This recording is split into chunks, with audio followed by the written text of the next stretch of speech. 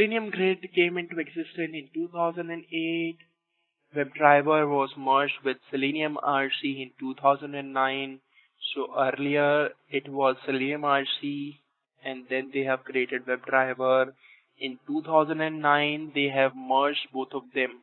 Actually WebDriver have come in 2007, okay, and RC has come in 2004, almost in 2004, but in the form of JavaScript test runner. But after that, in 2006, it has come actually, and in 2007, WebDriver has come. So they have found few drawbacks of RC, so they combined, they merged both of them, and in 2009, they have made it to Selenium WebDriver. Okay, earlier it was Selenium RC and WebDriver. Now they have merged it and made it to Selenium WebDriver. Then in June 2016, last year, 3.0 beta version was released. 3.0 beta version was released. But that was the beta version. The actual version was released in October 2016. And Selenium RC was deprecated with the release of WebDriver 3.0. How is Selenium being used in the industry? So just adding one more point in Selenium history, that is, they have come up to this tool. They created this tool to test their application, which was developed in Python. The application was Time and Expense.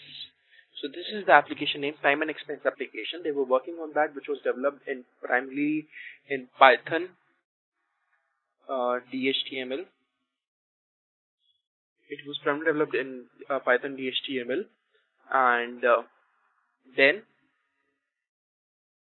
they were having very less resources. They were not having much budget in their project, and they were following agile methodology. And that's why they thought to automate it, and when automation was successful, they launched it into the market. And that's how this tool has come. I understand today, we are covering a lot of kind of theoretical part, but it is very important to understand about Selenium, about its components, about automation, what to automate, what not to automate. These are very important part. Okay? So that you can speak whenever you get, whenever you get interviewed or you go anywhere, they will ask you about these things. So how is Selenium being used in the industry? It plays a key role in DevOps, so we can just ignore the DevOps as of now. Provides faster feedback and agility. Why it's a faster feedback? Remember, I have given you one example. As soon as developer makes any change, automation pack runs, and they get to know whether their, what they have done is correct or not. What they have done is correct or not. If there are more test cases which are failing now, then of course they will need to check their code. So it provides faster feedback and agility. It provides improved coverage across platforms, so you can run your framework or scripts on multiple platforms, on multiple browsers and mobile device in terms of quality. It helps in parallel execution as well for the large number of tests. It provides behavior-driven development. So if you are not aware about behavior-driven development, I would suggest you to go and explore a bit about behavior-driven development. It is a business language which is used to easily understand the test cases. So just an layman example, you write your automation script. Isn't it? It is difficult for a non-programmer to understand it. If I write it, okay, if any script maybe in Ruby or in any other language, it will be, even if you are, you are having a technical background, you may understand or you may not be able to understand it. But if the person is not from the technical background, if the person is not a programmer, then how will the person come to know whether you have automated all the test cases or not? whether you have automated all the test cases or not. So if the business wants to review your test cases, can they review it? If you say that you have done the automation, if you say that you have automated the scripts, can they see that? Can the business verify that? No. That's where BDD comes, behavior driven development, and you can do that using Cucumber and JBehave.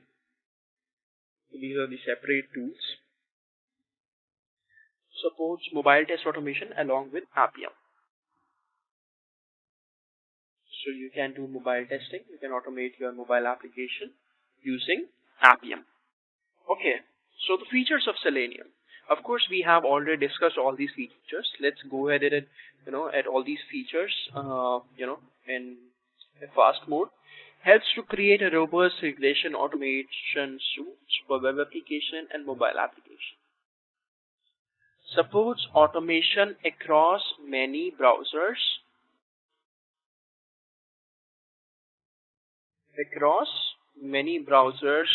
And platforms.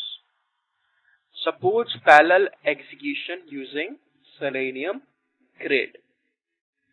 Supports headless execution of test. Yes, this is what you may not be aware of, so I'll cover that for now. Supports client bindings for many programming languages. So if you want to run your automation, or if you want to write your scripts in C#, Ruby, Python, you can do that. So that's what it says. Supports client bindings for many programming languages. And what this headless execution is? Okay, so let me tell you that. So headless execution is running your automation script without any UI. Without opening any browser. You go to Google, you write something and search for it without opening any browser. Everything happens on the command prompt. You will see the command prompt, you will run your script, and you can see in the Eclipse console or in the command prompt that it is hitting the google.com, searching for something, and if you want to fetch some data, you can fetch it, but without opening up any browser. Browser is just an interface to show you things are happening, but actually you can do that without any browser as well, and that's what we call headless execution. It is 50% faster. But if I talk about GUI automation, this is not useful. For GUI automation, this is not at all good. Of course, headless browser or headless execution is not good. But if you just want to check the functionality is working fine or not, whether 2 plus 2 is equals to 4, then you can use headless. You can do headless execution. Rightly mentioned, it can be used for web services as well. But to be precise, actually, we can do, using Phantom.js, you are extra loading something, you are using any external library. But you can do the web services testing without using any external library. That is Phantom.js. You can directly use the inbuilt classes of Java to automate API or web services. But yes, there are certain Phantom.js, I would say there are many things. I have not used it for web services testing, and I doubt if there is any HTTP method. Again, for the HTTP method, even if you use Phantom.js, again for the HTTP methods, you'll have to rely on Java classes.